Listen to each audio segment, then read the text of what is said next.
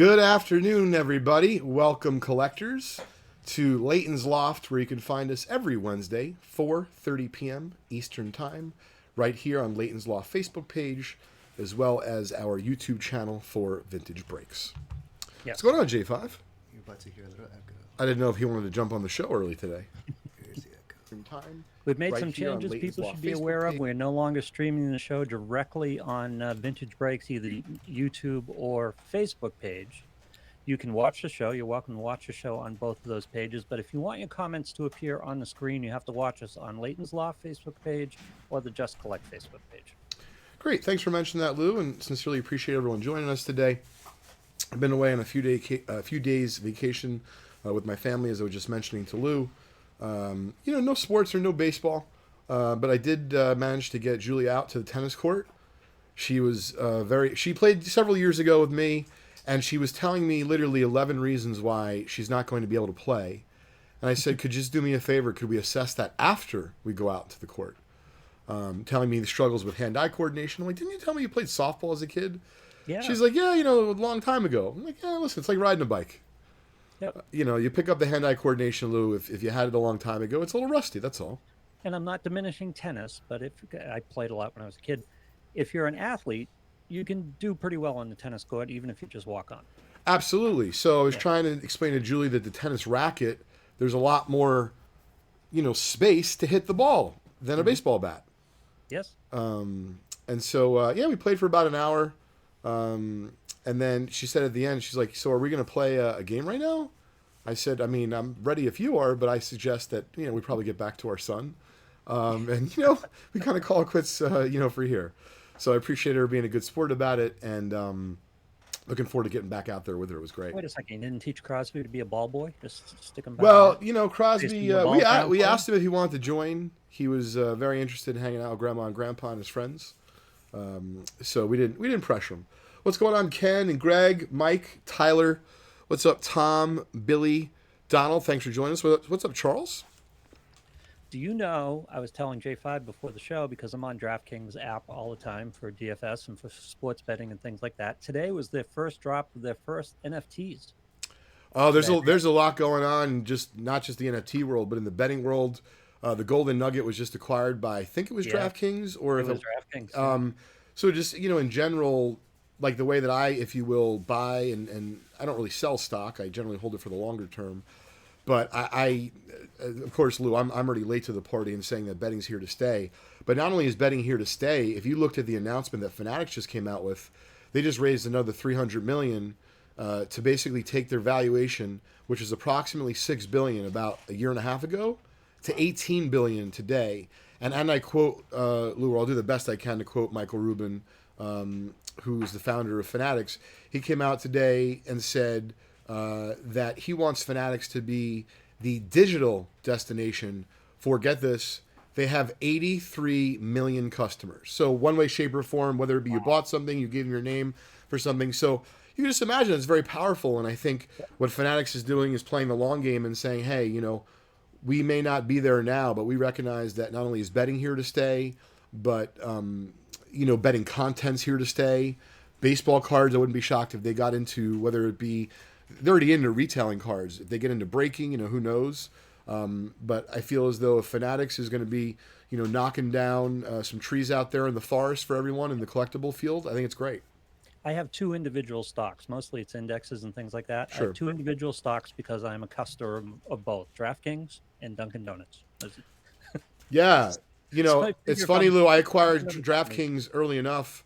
Yeah. But I'll tell you, with the moves that everyone's making in the industry, in general, I just think that, betting is going to become, welcomed by the respective major four sports, the individual teams.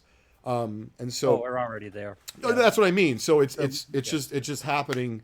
And honestly, depending on the day, like I said, the Nugget was just acquired the other day, and effectively what the Golden Nugget was saying is like, hey, we don't want to be left behind. We want to be at the forefront of everything going on. So It's just very interesting what's going on in the field. James says we're the best show on the internet on Wednesday. I'm not sure how to take that. Well, listen, Wednesday is 1/7 of the week. So I'm a numbers guy. It's about 14.5%. Yep. Lou, if we can only rule 14.5% of the internet and we're the best show on that, I'll take it. At least he didn't say the best show on Wednesday at 4:30 p.m. Eastern. That would have been a little bit more, Specific, yeah. but A little hey, overly we'll, specific. we'll take it, Lou. Thanks, James. Absolutely. So, hey, what's up, Raina? My sister Raina Lynn is coming into town with her 2 boys later this week, and it is her birthday. I haven't seen my sister in approximately 5 years and change for a variety of reasons, but her and her husband, or her husband's in the military, and so they've moved around quite a bit. And then COVID hit, and of course couldn't, go anywhere, and we were planning a big trip. And so, anyway, I'm super excited for, Raina Lynn to be joining, myself and my sister and our family in just a couple days. Donald was so sorry for your loss. Thanks for coming back. We appreciate it. It's good to have you back. We missed you. Yep, Donald, I'm happy that you're back. I am sad to hear about that news. My thoughts and prayers go out to your family. Boy, I have Troy fooled. 2 most knowledgeable guys in the business. It's because Leighton's knowledgeable enough for both of us. It has nothing to do with my level of knowledge. Well, I appreciate the kind words there, Lou. So speaking of casinos and such, my wife and I had a date night the other night where we got Grandma and Grandpa to watch Crosby, but it wasn't that hard. I'm sure they shoved tons of candy down his throat and watched movies galore and stayed up late. Yep. But we hadn't been to the Borgata, Sam, and I couldn't even tell you how long. And once again, not getting political here, not saying what's right or what's wrong. Julie and I are both vaccinated. So we went in there, we wore our masks, other than, of course, when we ate dinner. We ate at a place called Izakaya, which is like a wonderful Asian fusion place. So usually at the end of a meal, Kristen, like you order dessert, right? So the guy comes over, he's like, you want anything else? I'm like, well, hold on a second. I'm like, honey, we're not going to do dessert, right? She's a little better. No problem. I'm like, listen, we're going to take another order of the Korean barbecue. And she's like, what are you doing? I'm like, we're not getting dessert, and the food's kind of amazing. Let's, re-up. So literally, I had more food for dessert. And they happen to have some drink specials, Lou. We got a little lucky. Ooh. So we'll take that. What's up, Andy? What, like special regular drinks, or did they have a cocktail list? Because they had like a cocktail list, which if you ordered, I'm making it up, but whatever specialty drink Julie and I ordered would have been like $20 each at Nobu, and it was $7. So when we got the final bill, we thought we drank a bunch, and we did, but it was $7 special drinks, which is great. What do you drink? I generally drink Kettle on the Rocks with a splash of Sprite and lime. I got some cocktail that was a little bit different than usual because Julie basically said, hey, let's get something special. We shared, we this, we that. Lou, let me just tell you, the next drink I had was my regular. Okay. So, I tested. I confirmed that it wasn't for me, but I did finish it. Yeah. And I moved on. Yeah, because those cocktail menus, you take a look at the drinks and the stuff that's in them, and you don't know what half of the stuff is. Well, that's the thing. So you're basically just taking a shot, but it worked out. We played some poker. I think I lost $20. Julie, I think, lost a few bucks, but then Julie ended up making a bunch of money at blackjack. And what's really funny is she sits there with the card. She has no shame. She doesn't remember the rules. She doesn't care if she's slow. She tells people when she sits down. She's like, hi, I'm Julie. I don't really know how to play blackjack that well. And if you have a problem, let me know. I won't sit down. I have my card. Yeah. So she won like $250. She was thrilled. Good for her. Well, of course, I asked, about the dinner arrangements, seeing as how I paid for dinner. What happens? No. Dinner's still on me. That $250's going home with Julie. That's a pair of shoes. Oh, yeah. Or even at least one shoe, depending on what, where you shop, I guess, right? Half a pair of shoes. Yeah, it was great. So anyway, it was really nice to get out with her and such. Got a bunch of stuff to go over here today. Wanted to throw something out there twofold in terms of trade night. So one is, Lou, I'm thinking that let's get some momentum. Let's post some stuff on Leighton's Loft starting after the show today. We'd like to have a few people join us on the show next week, whether it be in the chat or actually as a guest. We'd like them to bring some cards that they're either willing to sell outright or to trade, and have them be cards that you're basically willing to get rid of. In other words, don't bring your Grail. Don't bring the card that, you've hung on to for 37 years. We're talking about your extras, your dupes, things of that nature. We don't want to pull teeth here, right? We don't want to pull teeth. We want to have it be easy peasy. To move. Absolutely. So if you can, folks, get ready. That'll be next Wednesday on Leighton's Loft. We're going to have a few of you on if you'd like. I think it'll be a lot of fun. What's up, Bobby? And so next, Lou, a little bit of a bigger trade night idea is, the team and I have been discussing, ever since the National, the National was great, but we were thoroughly impressed with a number of things that happened outside the National. One of them being a number of different trade nights that happened throughout the week. And so we realized that, not everyone could make the National, and seeing as how Atlantic City isn't really in, like another 11 months, like what were we going to do to try to get something going? And so I've been to a number of different trade nights at my friend Mark's place, Bleecker Trading in New York City. It's great. It's more of like a social club. And so what we're thinking about doing here, Lou, is sometime in October. I can ask Ken for the date, but we're thinking about doing something early to mid-October where we're going to set up at the Hyatt downtown in New Brunswick. And the reason why we're going to do it not in our office, Lou, the staff and I were talking, we're likely not going to have enough room if it's well attended. And so it would really be kind of, crappy if you come to trade night and you'll actually travel hours or even fly in. And we're like, well, we have too many people. Can you come back in an hour and a half? I mean, you even got to move J5 around. So yes, you can exactly. have room for a bunch of people. So what we're trying to figure out is if folks would be interested in coming down to lovely New Brunswick, New Jersey.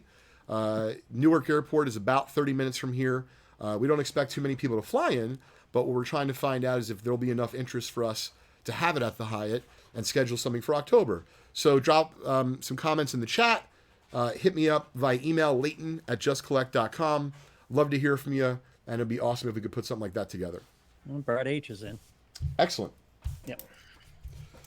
All right, so a couple other news and notes here. In our new format, which we just started last week in terms of Leighton's Loft and the prizes, we are now going to give away one cool, interesting, valuable prize every week. And the main reason is, very candidly, it is a lot easier for us to ask a trivia question at the end of the show, i.e. the beginning of the Vintage Break stream following Leighton's Loft. And the reason is that we needed someone literally for the last almost year and a half, 2 years between the PSA Vintage Break show and then Leighton's Loft show. And the staff's been great, but we're growing as a company so much so that J5 might be getting his own office soon. Well, that's embellishing it a little bit, isn't it? Yeah, well, the thing is, he doesn't even ask me. He just goes, I'm going to take this, and I'm putting him on the spot. There was no asking. He goes, late, we're out of room. I don't know what you want to do. And I'm like, well, we could have a second level. We'll just build up. That's what I asked him. I asked him if he moved up a floor or two. He said he had to move, and I said, "You going up a floor?" It's lateral, baby. Yeah. So speaking of hiring, though, really cool that over the last few weeks since the National, we've been including something about hiring and growing our team here at Vintage Breaks.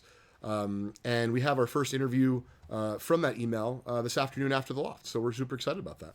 Yeah, excellent. So again, I want to remind everybody, if you're watching on Vintage Breaks YouTube or Vintage Breaks Facebook, I can't show you comments here. If you want comments that you want shown on the air, you have to go over to the Leighton's Loft Facebook page or the Just Collect Facebook page. We'll just cut it down to one stream on Vintage Breaks so you guys can hang on and just watch the breaking after we get through Leighton's Loft. So that's the reason for that. But we've changed things up a little bit. Not keeping track of comments because it takes a full-time person on the show to do that, because you guys are very participatory and we love that. So it's a trivia question that we'll give out, and I've already given the trivia question to J5. So great, thanks for that, Lou. And so today's prize is going to be a spot in one of the hottest baseball products from 2018. It's going to be a free spot, Sam, in our 2018 Sapphire baseball box. As everyone knows, Ohtani's on fire. I know Acuna's hurt, and Glaber's down a little bit, but nonetheless, you potentially get Ozzie Albies, regular rookies of those players, and then autographs and parallels and such. So check it out. It's at vintagebreaks.com if you want to buy a spot. But if you want to try to win a spot, stick around till the end of the show today, and you'll have a chance to win a free spot in that break if you answer the trivia question correctly first. You want me to tease the trivia question? Absolutely, Lou. Yeah. It's height related. Height related. Height related, yes. So speaking of height, I had a very cool photo, signed photo in my collection. I sold it several years ago at this point.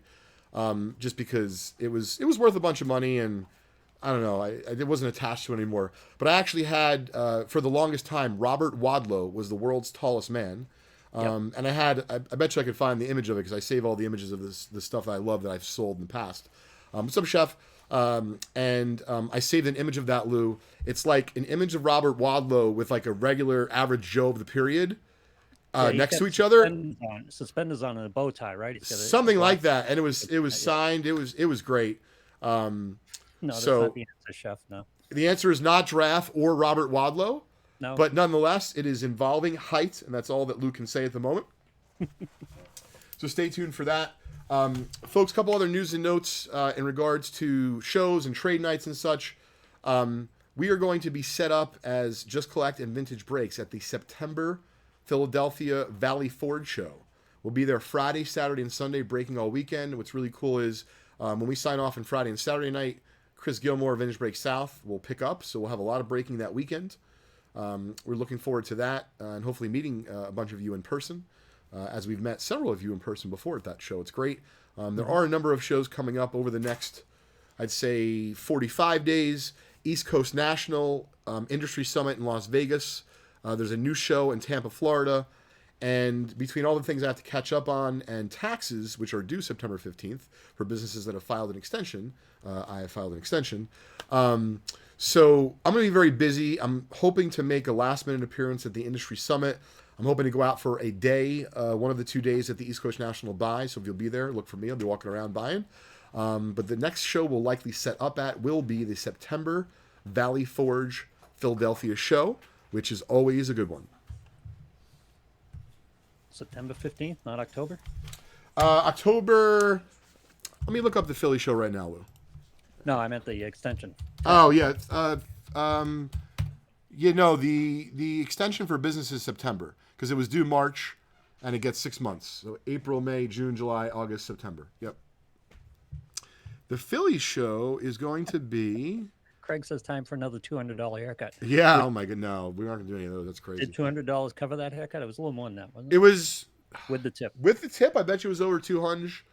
It was extremely offensive. Very lovely place. They had the music going and the oils burning and everything smelled nice. But man, once you hit the street, you're like, I just spent 200 on a haircut. I hope I can get on a commercial or do something right away to make use of it. So September Philly Valley Forge show is going to be the 24th through the 26th. If you come down that Thursday night or Friday night or Saturday night and don't come for the show, you're still welcome to join the team. Sam, myself, and J5 will be at the craps table. Thank you very much. Nice. Yeah, J5 just raised his hand. Wasn't paying attention at all, but he just... I'm charging for lessons. You heard craps and he went up. Sam apparently has been supplementing his income by offering lessons. Him and Nikki V, who's a good buddy of ours down in the Philadelphia area, is giving craps lessons, apparently. I didn't know Craps lessons. that. Yeah, I didn't know that. I could use some. If Sam wants to do a podcast on craps lessons, that would be... Bobby from Canada is asking if we're going to be coming to Sports Card Expo in Toronto in November. I'm hoping to go with my buddy Justin, but it does certainly depend on what's going on with restrictions and COVID in the world and what the government tells me we cannot do. So we'll see. And who knows where we all are at that time. Yes. So I've been listening to a lot of content over the last few days when, let's say, grandma's playing some 3.5-hour Scrabble game with my wife and grandpa. They're like, do you want to play? I'm like, kind of looking at my wife, do I have to? And so I played last night, by the way. It ended at something 1 a.m. Yep. And I almost said mercy. And her mom was like, I'm going to win. I'm like, all right, Terry, I can see you want to win. We're gonna make this happen. I'm going to finish. I hadn't played Scrabble in years, so I didn't remember.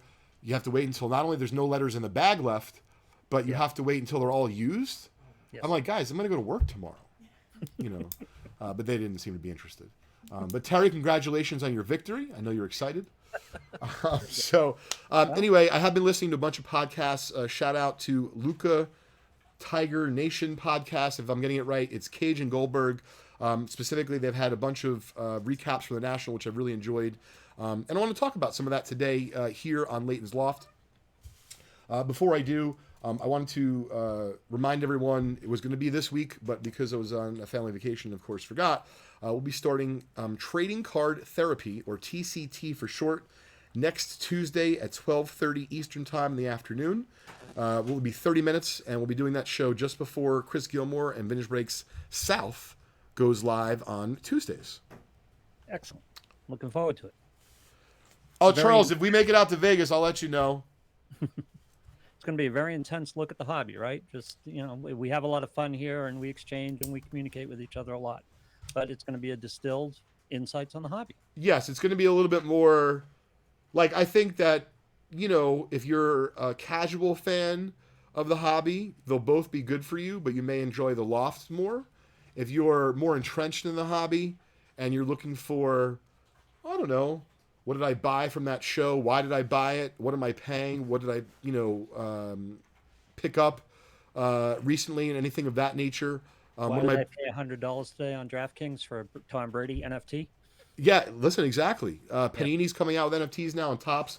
I did hear we could spend a whole show on this, but I heard a bunch of really good discussions through some of the content I consumed the last few days about NFTs, and specifically, Sam. And I don't know if you'll enjoy this because I know you're a fan of Top Shot, but in general, the criticism, and I've kind of long thought the same, but I haven't paid close enough attention, so I don't want to really comment about it publicly.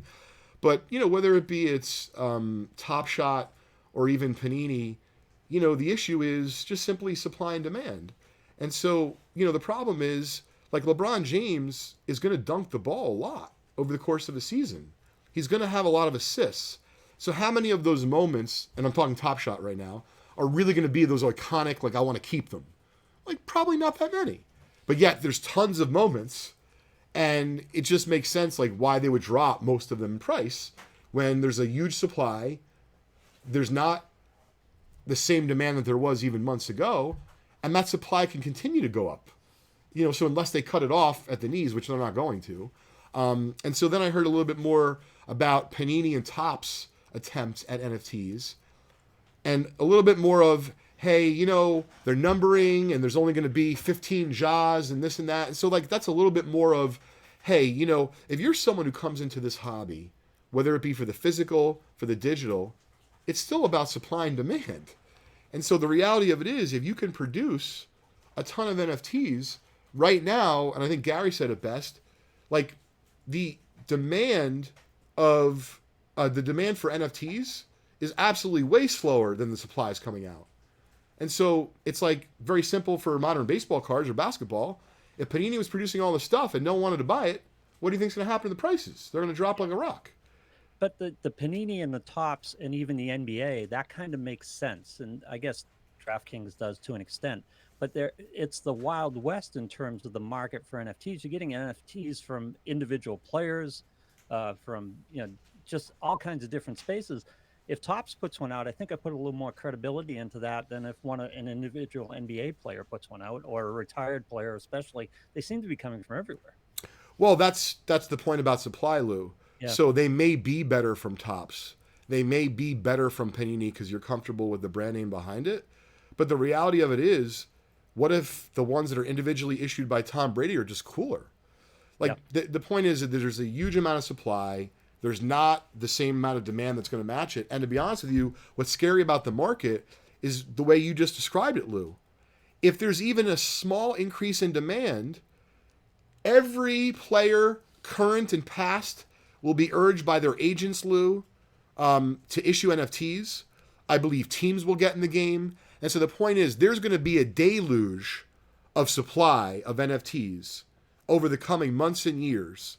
And there's absolutely not going to be the demand to match it unless I'm missing something. Now, if someone can tie together the way that Gary Vee did with V's friends, he limited the amount of NFTs, he's tying it to these exclusive conferences, like, you have a fighting chance. But Gary specifically doesn't need the money, and he's trying to create value. I can't say the same, Lou, for a lot of the other folks who are in the NFT space. Yeah. I'm just wondering how Tom Brady issues an NFT without paying off the NFL. Not the individual teams, it would be the NFL in general. I'm wondering what he can produce without some sort of VIG to the NFL. Of course, the NBA does it. But, and what's going on with Tom Brady anyway? He's doing Subway commercials. They're worth $1 billion, him and his wife. Pretty damn close to $1 billion. He needs the extra money. I don't know much about that world, Lou. It does seem that some of it comes from the player and some of it comes from the agent or the agency that they work with. Yeah. And so I'm making it up. It is possible that Tom Brady has signed some sort of deal where he has to do 8 different engagements over the course of time. And that might just be, once again, this is all hearsay, but I agree with you. He certainly doesn't need the money. But there's a lot of people that quote unquote, in the media, in the sports world that don't need the money, and yet you see their mug on a variety of different products or services.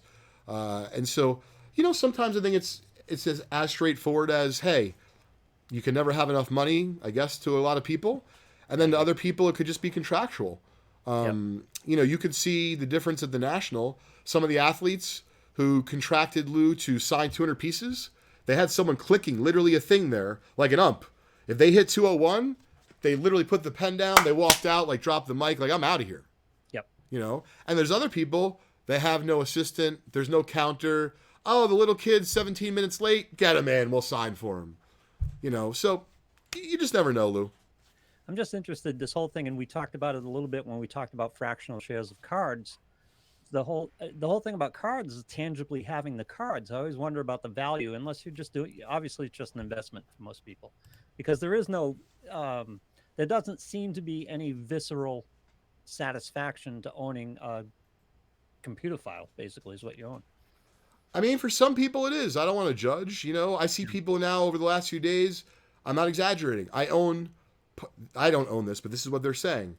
I'm proud to own 0.0001% of a Michael Jordan PSA 10. I'm like, I'm not here to judge. If that's your thing, man, if that's your bag, like, God bless. That's not going to be me. Even if I did own it, it would be more for investment. Like, hey, honey, I'm making it up $10,000 on fractional shares because I think I bought it well for us. But I wouldn't go on social media and explain to people I'm really pumped because I just bought 0.001 of a Babe Ruth rookie. Yep. Doesn't mean that it's wrong. It's just a way to collect if you're not going to be able to own that card and to share it off and show it off to people. I see on my wife's side, she's got some younger cousins where, something happens at an event, and I'm making it up. They're giving out something free. Someone famous is signing an autograph. They don't care about either one of those. You know what they care about? The selfie with that particular individual or star so they can put it on social media right away after. That's the currency, man. That's what's worth money to them. Yep. And who are we to say that it's wrong? It's just different for different, different folks. As long as there's a market, right? Absolutely. Hey, what's up, Paul? Some people are still lost in Vegas. I understand, Monty. Hey, Ken, in terms of trading card therapy, I know we're going to have our own Facebook page. Where will folks be able to watch us next Tuesday? So it'll be on the VB regular stream, and they'll be able to watch the stream afterwards. Right, and then as far as the audio podcast, it'll be everywhere. Spotify, Apple Great. Podcasts, Google, all that. Great. So, Lou, folks can watch Trading Card Therapy on Tuesdays with us right here on the Vintage Break stream on YouTube. But then also a few days afterwards, I believe on Fridays, you said, Ken, we're going to release it? Yes, by Friday. By Friday, we're going to release the audio component of the podcast Trading Card Therapy. The doctor is in. We're going to be teasing it later this week. We have our logo and everything. We're super pumped. What's up, Logan? Another thing I wanted to cover, Lou, I sometimes assume people know what we're paying or what the rates that we're buying at, but I've realized that some folks, just because of the content I've consumed over the last few days, like they think some dealers pay like pennies on the dollar, for stuff. And so I just wanted to clarify something in regards to the Just Collect buy prices. Obviously, Vintage Breaks buys wax. We do buy some singles here at Vintage Breaks, but Just Collect generally handles the bulk of the vintage side of things, here in the baseball card world in Somerset, New Jersey, less than a mile from Rutgers College campus. So, in regards to the kinds of product we buy, we'll put aside wax for a minute, Lou. But for ungraded cards and graded cards, which are the two things that we're contacted the most with, I want to discuss with everyone the general rates that either myself, J5, or Sam, or someone else from the team will tell people over the phone. And obviously, Lou, just because we share it with you over the phone, you still have to see it in person. We explain to people, like, the deal's not done until we get it, we verify it, or to be fair, you come in person, you meet with us, whatever the case may be. So, Lou, for ungraded cards, those that are not graded by any grading company and that are just quote-unquote raw, we generally pay between 50 to 60% of what we think they're worth. And so, for example, if you have $1,000 worth of ungraded cards, and they're cards that we want. So to be very clear, we had a big sign out at the National. I heard people discussing this on the various podcasts. It's interesting. Some people, I feel, have this misnomer, Sam, that if you put up a buying sign at, for example, the National, that you're buying everything. Right. I know for us, our flyer absolutely does not say we're buying everything. It specifically says we're looking for. But I get how if you see a big sign behind a booth and they're buying, like, they should be buying everything. So the percentages that I'm quoting are for things that we're interested in. Now, you might say, well, wait, do you pay less for the things that you're not interested in? Believe it or not, no, but we just don't buy them. Yeah, and I'll right. tell you the reason is just my fucking experience. And pardon me being so blunt, but I'll tell you, Lou, what I've learned all these years is if I don't want it, I don't want it for less money either. It Right. just doesn't fit my wheelhouse. I don't mean it's worthless. That's not what I'm saying. Right. Folks generally, at least on the collector side, have a very hard time understanding how much actual labor goes into, especially on the ungraded, like what we have to do to turn $1,000 of ungraded cards really into $1,000. Right. We generally don't like buying them. We'll buy them if it's a community member. We'll buy them if we've done business before from you. We'll buy them certainly if they're Gaudis, they're 06s or 52s. But I've had people come to me with like 70s and 80s cards, and they'll have a 79 Ozzie Smith that's like, XOC. They'll have a third year Ricky Henderson, and they're like, my stuff's worth at least $500. I'm like, no, listen, this is great stuff. Look at it very quickly. And they're like, so you're interested? I said, well, here's the thing. It's not for me. And they're like, but you're buying. I said, you're absolutely right. We are buying. And I hand them the sheet. They're like, but you're looking at the sign. I'm like, no, listen. That's like looking at a billboard when you're driving down the highway, right? Like, you're trying to get someone's attention. So I just want to be clear with folks, not just us, but in general. Find folks that you're comfortable with when you're selling and find out what they buy and buy well. So like we've had people come in, Lou, we'll just call it balance of collection, and they'll say to me, oh, come on, man, isn't that worth whatever? I'm like, yes, it is. So they're like, give me half. And I said, no, here's the deal. My offer of making it up is of $1,000 is for all this stuff. I don't really care if you leave the other stuff in our warehouse or not. If you'd like to look at it as like we're helping you clean up, awesome. If you think that we're getting one over on you and you want to take this stuff and your significant other at home is happy to have it back in your home, you should take it home because we're actually not paying you anything for it. So that's what I mean, Lou, in terms of buying. We're paying 50 to 60% for ungraded vintage. We don't really buy a lot of ungraded modern. We do, but it's generally vintage. But we're not buying all of it. We're buying the cards that we feel like we have a market for and is cost effective for us to sell.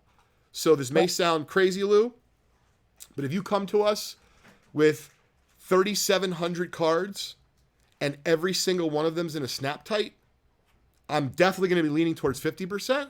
I might even have to pay a little bit less, and I'll let you know that the labor cost on this deal is going to be way high for me. You think I'm crazy, you don't agree?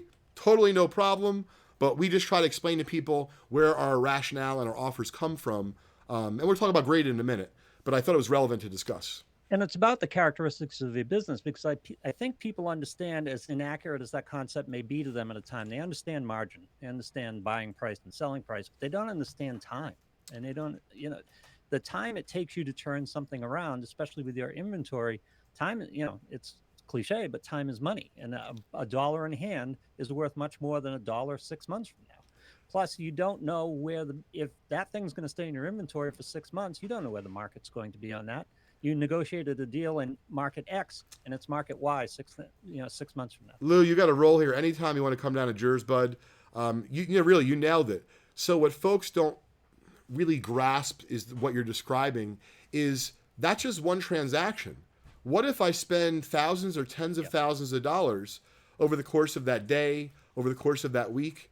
Like only one ungraded collection can get processed by our team at a time. You might say, well, Leighton, aren't you built for scale? Sure, we're not built for scale to process ungraded collections. And to be honest, I don't really know of many baseball card dealers in the country that are built for scale to buy ungraded vintage collections, meaning to lay out, forget about tens of thousands, hundreds of thousands of dollars, Lou, and then I don't know when I'm going to sell them. So the nice thing about graded cards is they're not only a lot more liquid, but if you don't have time to sell them yourself, there's great options out there like a Probstein or PWCC in the eBay world. In the auction house world, there's REA, there's Heritage, there's Golden. So there's a lot of options. But the moment you tell them, like if I call REA after this, they love hearing from me. But if I tell them that I have tens of thousands of dollars of ungraded, I could literally feel the twitch in their eyes on the phone because like they don't really want that. They'd prefer to have the things that are easier for them to sell and deal with. It's the same thing for us. Same business for them. Turn it around quickly. They don't want to sit on inventory for 6 months. Absolutely. Do you want to go to graded, or do you want to take our guest? Oh, let's just finish up graded, and then we'll have our guests. We have plenty of time to cruise. Sure. So just on the graded front, I didn't realize it was 8 after 5, Lou. So on the graded front, Lou, we're generally paying 70 to 80% of value. And the same thing I would say about ungraded. There's always exceptions. So J5 knows if he gets something in and I'm really going to like it, you could throw that 70 to 80% out the window. I might pay 95%. But also understand, using the 100% as the basis about what it's worth. Like if I think something's $1,000 and I pay not just 70 to 80% for it, but I pay 900. Yep. You can bet your bottom dollar I'm probably not flipping it for 1,000 unless it's very easy to buy again for 900. So my point is I might price something at 120% of market because I believe in the long-term prospects of that, value prospects, whatever the case may be. And I say this to people all the time, how easily can I rebuy it? Not that I'm like trying to rebuy and restock, but folks will always point out, and then we'll get to our guest, hey, the last one, the comp, sold for such and such. Sure, so the comp was $173, but the cheapest one I can buy now on eBay is $500. Not telling you it's worth $500, but sorry, bud, you missed the boat buying it for $173, and it's not a perfect market. So what's it, worth? Somewhere between $173 and $500. That's the way that I look at it. And if you want to wait as the collector, then you be steadfast and you have patience. But if you're someone who wants to buy it right away, then you're going to have to pay up for it. And so, what I find is in a market that's continually not just appreciating in terms of value, but there's a lot more folks coming in. Lou, if I think something's good and I like it, I generally have pretty good taste with the stuff. Like someone else is going to like it too at some point. Right. And it's a supply and demand like any economic market. But the thing with baseball cards, I would imagine, or cards in general, I would imagine, is that the market supply can change rather drastically. In other words, a card goes off the market, there might only be one or two examples left that are available for sale at all at this point. Yes. 100% true, Lou. So, like I said, we could probably spend more time on it. We can talk about it next week. But I wanted to bring in our guest and get down to it. All right, Gary, welcome to the program. You're on with Leighton and Lou. Hi, Leighton and Lou. Thanks for having me. Hey, Giri, how are you today? Doing good. So why don't you introduce yourself to our community, tell everyone about your collecting prowess and your website. Yeah, my name is Giri Cherukuri. So I'm the classic case of collecting cards as a little kid. I started collecting baseball cards as a 7-year-old, and I kept on collecting through until college, which was the height of the junk wax era, which was like the early 90s. And then I gave up collecting. And I gave up collecting for years and years and years. And I'm the classic case of getting back in the hobby last year, right about this time. So about this time, I have an investing background. So my day job is investing. And I had some opportunities to actually invest in some card companies, card-related things. And I finally read about cards and I saw the big boom and everything. And I said, let me get back into this and figure out what's all going on. Because the main thing was I quit right at the height of the junk wax era. And I thought cards would be worthless forever. All those 80s and 90s cards. And I was very wrong. So Gary, have you taken your renewed interest in collecting? Is there a place where folks can find your, if you will, travels and adventure on the web? The main thing is I have a YouTube channel. Great. If you look up vintage baseball card packs, or Lou, I gave you the link to it, the direct link in the chat or something like that. Okay, great. I'll get that posted up. Okay. And so what I do is I have on the channel, it's mainly content where I just open up packs, baseball cards, vintage cards, not quite as old as I hope to right now, but I'm hoping. Welcome back to the channel. Oh. Today I'm going. All right. There you go. I was trying to find Giri on YouTube. Yeah, I had it on autoplay, so sorry about that. No problem. Oh, that was me. So, So what I do is I open up packs just for myself. It's not breaking to sell or anything like that, just for myself. And I've done tops 1982 through 1992 so far. And I want to just basically catalog everything over time and just show all these cards. So I've done tops 82 through 92. I've done Fleer and Donruss 81, mid 80s Fleer, things like that. And so I want to get older and maybe newer. I mean, it's not quite vintage, mid 90s, early 2000s, but it's all great to see. Now, Giri, give us some perspective as to why you took your journey and you put it on YouTube in particular. What I wanted to do is just share things, and I wanted to just put myself out there, and I just thought I'd just do a few videos and see what happens. And I was surprised that a lot of people enjoyed it. A lot of people enjoyed reminiscing. So that really got me going to keep doing it more and more. So, and actually what I did was getting back into the hobby. I bought a 1976 pack of cards, opened them up and really enjoyed it. And that's before I got this YouTube idea. And so then I decided, let me start this out and give it a shot. That's great. Have you had folks, had any requests? Like, do they want to see certain packs opened or see you eat the old gum, for example? I do point out which packs have gum and which packs do not have gum. And I do not eat gum. So I haven't had any specific requests yet, but I was a little surprised, like a lot of this junk wax stuff in the 90, 91, 92 tops and Fleer and things like that. I was a little surprised that people actually like seeing it. These cards aren't worth very much at all, but people really enjoyed reminiscing and seeing those things. And based on value, since they're not worth very much, what I do is I concentrate on Hall of Famers. I really like to collect Hall of Fame players. And there's a bunch of great Hall of Famers in the late 80s and early 90s. So I think that's a way of specializing a little bit.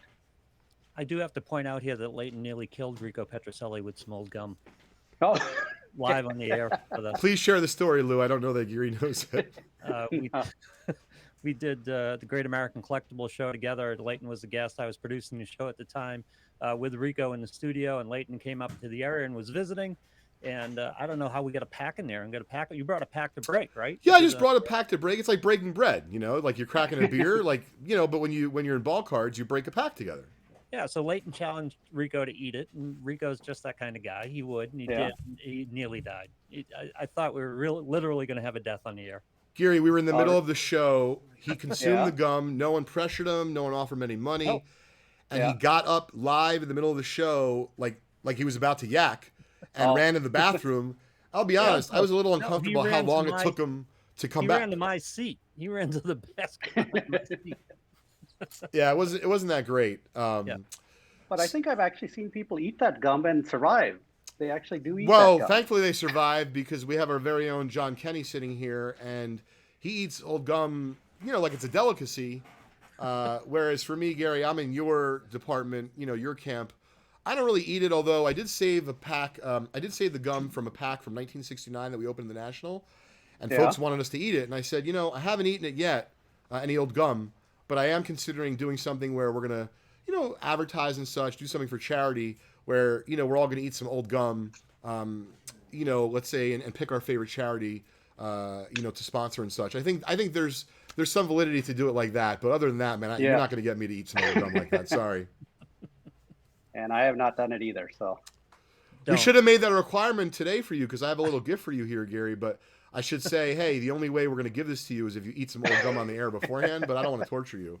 Well, I did go to the National, and I had a great time at the National, and so I picked up a lot of packs. So I do have packs with gum in them right now. So that's great. Now, what's the next big pack you're going to open on your channel? Actually, nothing that great, but mid 80s Donruss, mid 80s Fleer. So I opened up 81 Fleer, 81 Donruss, and I have like 84, 85, 86 Fleer, 84, 85, 86 Donruss, that type of thing. That's great. So I want to complete the streak, get 81 Fleer and Donruss all the way through when did they stop? Like Donruss is still going. Fleer stopped in the mid 90s, I think, 90s. something like that. Yeah. Yeah, so if I could get every single pack of those. And the other thing is I'm also opening up all the varieties of packs. We got cello packs, we got rack packs, we got wax packs, so all of that type of stuff. So everything will be on there eventually. That's great. And in terms of sports, is it just baseball, or are you going to expand to other sports as well? Just baseball. I collected baseball cards as a kid, and then now when I got back into the hobby, I started looking at basketball and football, and they're hot and everything, but really just can't get into basketball or football. So I'm just sticking with baseball. So That's cool.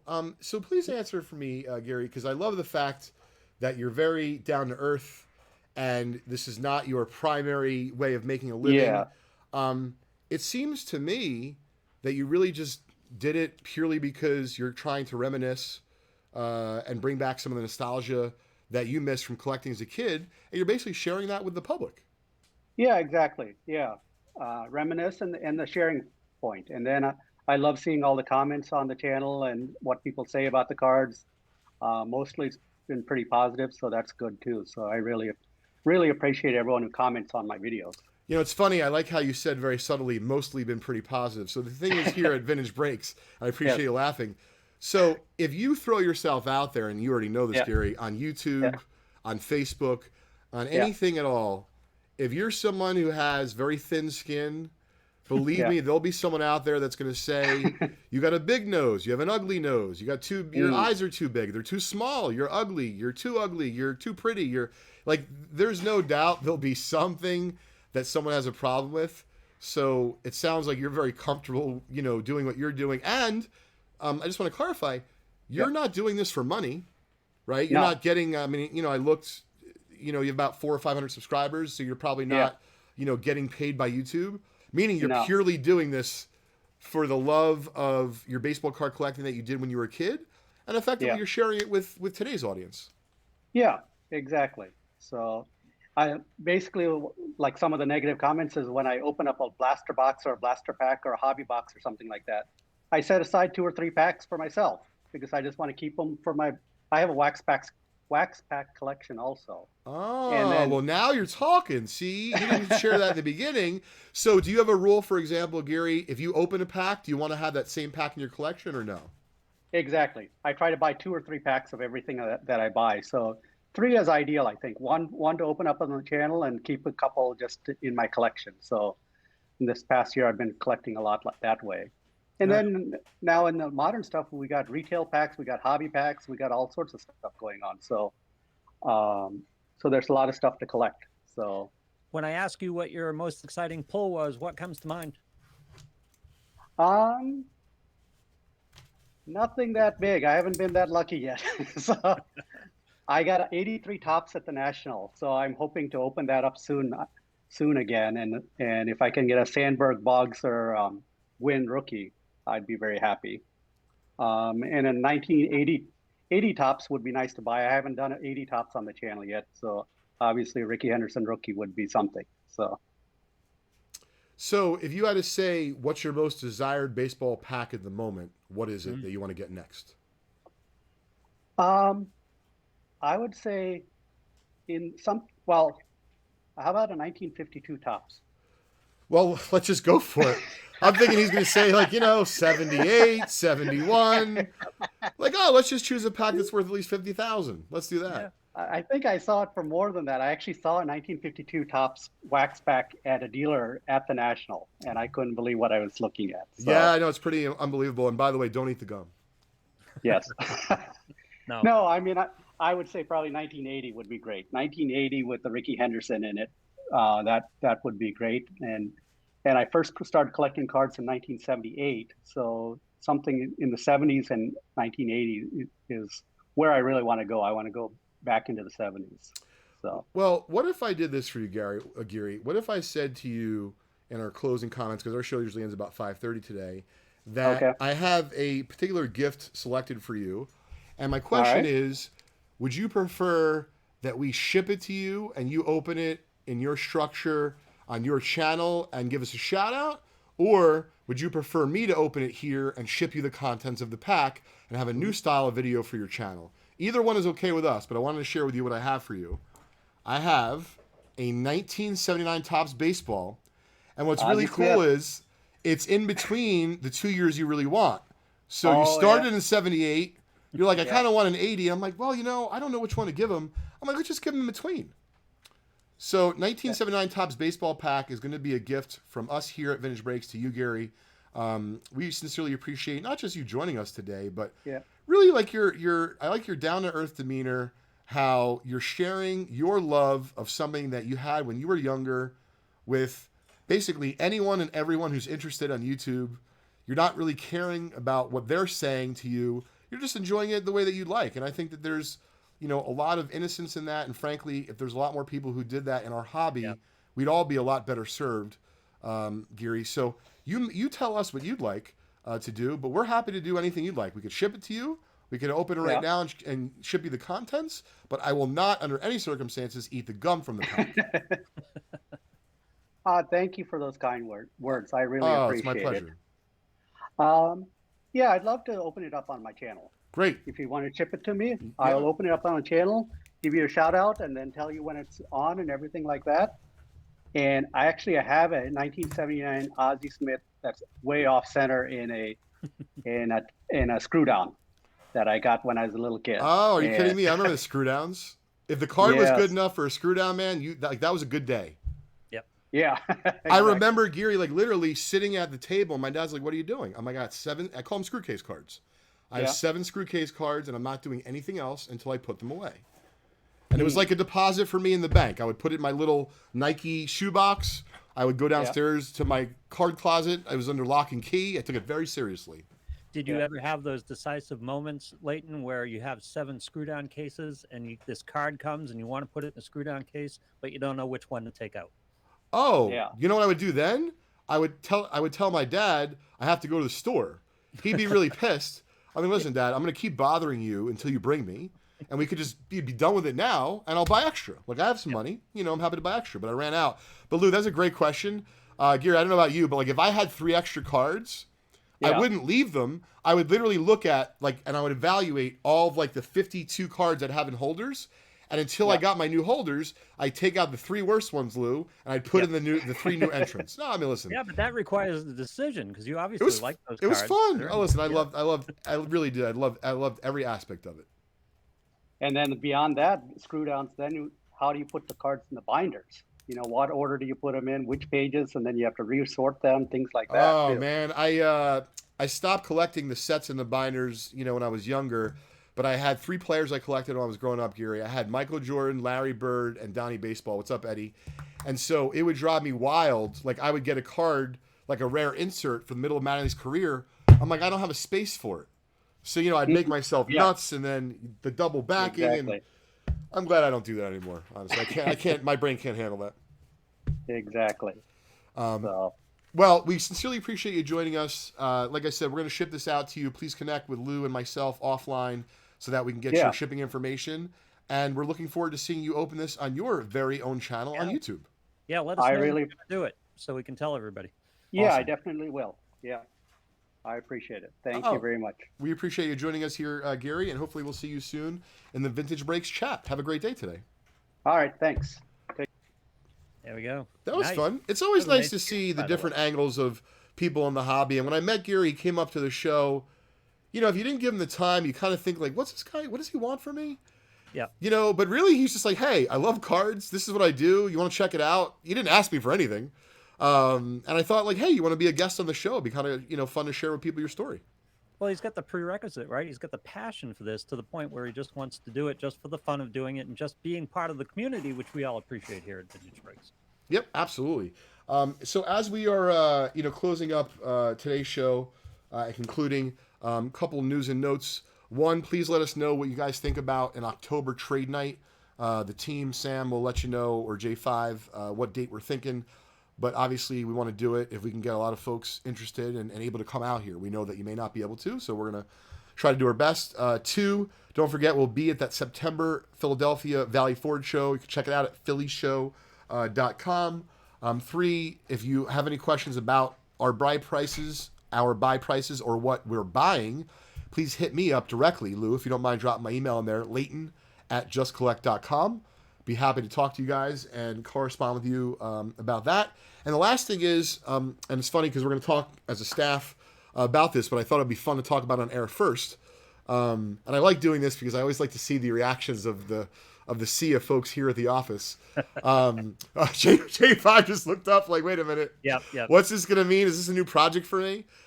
So certainly, no guarantees of anything, but, we've been looking at expanding our operation, not just because we're actually like literally running out of physical space here at our main office at the 459.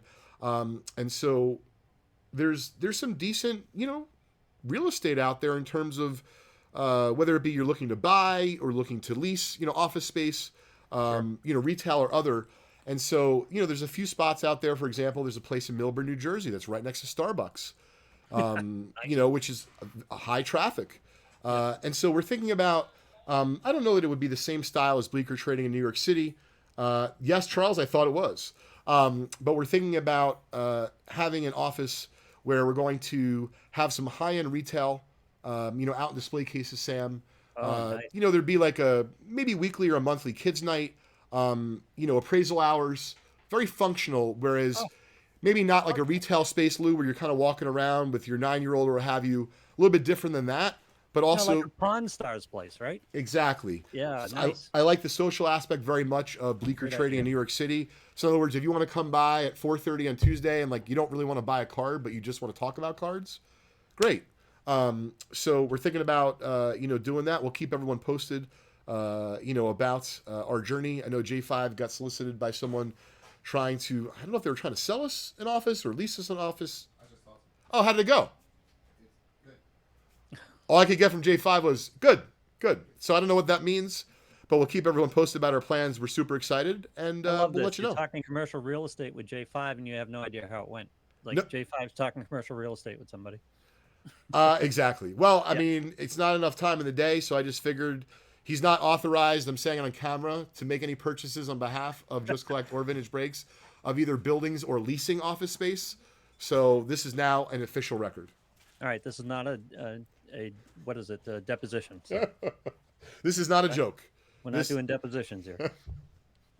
So we'll keep everyone posted on our store plans, and of course trade night in October, and all the next other good week, stuff. Right? We want to remind everybody that next week. Yeah, bring let's a close with card. that. So bring a card. But Lou, I think what we'd like to do is let's warm them up on social media. So whether it be on Leighton's Loft or also use the Vintage Breaks Buy Sell Trade group. I know you're in that, Lou, as well. Yep. We'd like to try to get people who are interested in either selling their cards outright or trading them. I would encourage to do graded. Ungraded is okay as well. And we'll see if we can get a few of you folks on Leighton's Loft next week. I think it'd be great. Oh, that would be great. Looking forward to it.